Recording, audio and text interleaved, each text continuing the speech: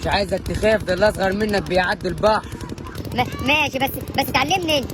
لا يا حبيبي، انا العظمه بتاعتي كبرت الوقت، انا هشوف لك حد يعلمك. بس تقعد معايا. يعني هسيبك وامشي مثلا؟ خد يا كابتن خد. انا يعني هو في غيرك قدامي؟ يا سبحان الله. ايوه انت يا حبيبي. ايه يا عم الحاج، هو في حاجه؟ بقول لك ايه، عايزك تعلم الواد ده العوم. هو انت؟ هو في حاجه بينكم ولا ايه؟ انا مش هتعلم. لا مفيش حاجه. امال ماله ده؟ خد يا ابني. طب علمني انت. يا ابني عايز اعلمك عشان نخلص من ده موضوع. لا مش هخلي ابن الوسخ ده يعلمني. يا ده انت ما تشتمش يا. يا ابن الوسخ. طب والله لا موتك. يا امي.